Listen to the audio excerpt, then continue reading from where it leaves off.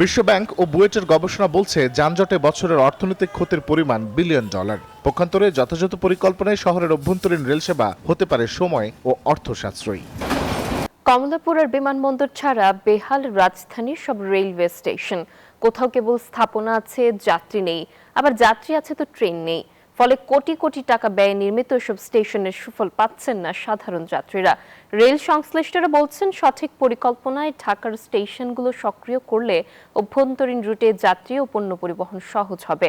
ফলে একদিকে বাড়বে সরকারের রাজস্ব আয়, অন্যদিকে কমবে সড়ক পথের যানজট। এ বিষয়ে রেল প্রতিমন্ত্রী জানান, রেল সেবাকে জনবান্ধব করতে নতুন পরিকল্পনায় কাজ করছে সরকার।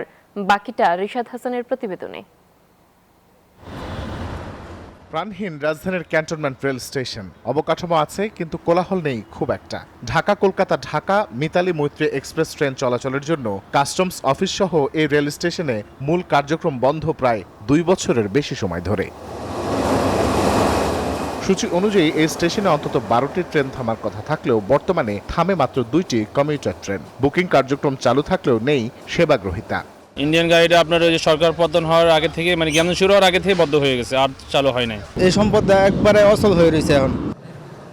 তেজগাঁও রেল স্টেশন যেন ছিন্নমূল মানুষের আশ্রয় কেন্দ্র। নোংরা পরিবেশ, চুনখসা পুরনো ইমারত, স্টেশনের ভেতরে দোকানপাটের ভিড় যেন 60-এর দশকের সাদাকালো সিনেমাকেও হার মানায়। অন্ধকারে মূল টিকিট কাউন্টারের দেখা মেলাই ভার। কয়েকটা কমিউটার ট্রেন থামলেও যাত্রীদের অভিযোগ শিডিউল বিপর্যয় নিয়ে।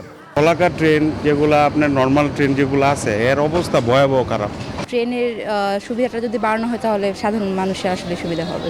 যানজট কমতো, বাসের চাপ কমতো।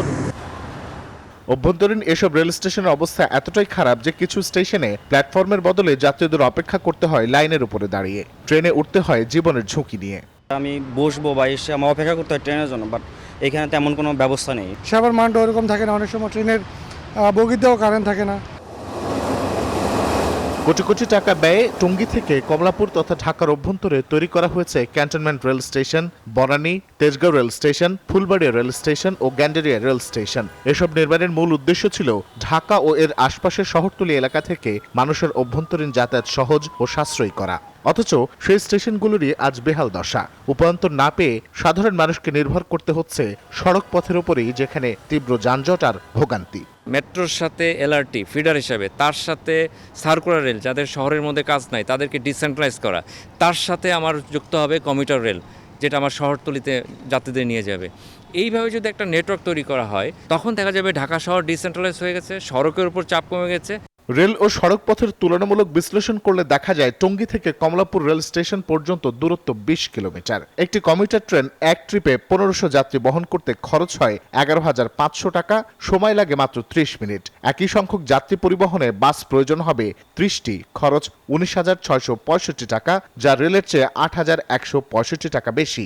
সময় লাগবে অন্তত 1.5 থেকে 2 ঘন্টা। রেল সেবাকে যেন সেবা হিসেবে পুনঃপ্রতিষ্ঠিত করা যায় সে লক্ষ্যেই কাজ করছে সরকার বলে জানান রেল যোগাযোগ প্রতিমন্ত্রী। সেবা যাতে সেবা হয়, সেবা যাতে অবহেলার কোনো কিছু না হয়, সেজন্য আমরা এই ব্যাপারে কয়েকবারই বসে কিভাবে করা যায়। কিছু জায়গায় আমরা ইলেকট্রিক ট্রেনের নিয়েও চিন্তা ভাবনা করছি, ঢাকা নারায়ণগঞ্জের দিকে। আর এছাড়া অন্যান্য জায়গাগুলি আমরা কিছু লোকোমোটিভ আসার কথা, আসলেই সেই ব্যাপারে আমরা উদ্যোগী করব। বিশ্বব্যাংক ও বুয়েটের গবেষণা বলছে যানজটে বছরের অর্থনৈতিক ক্ষতির পরিমাণ বিলিয়ন ডলার। পক্ষান্তরে যথাযথ পরিকল্পনায় শহরের অভ্যন্তরীণ রেল সেবা হতে পারে সময় ও অর্থ সাশ্রয়ী। ঢাকার সব অচলপ্রায় রেল স্টেশনগুলোর যথাযথ ব্যবহার কমাতে পারত রাজধানী ঢাকা শহরের যানজট। সেই সাথে এই সম্পদগুলোর ব্যবহার নিশ্চিত করতে পারত সরকারের সাশ্রয় এবং কমাতে পারত জনভোগান্তি। রিশাদ হাসান, নিউজ 24, ঢাকা।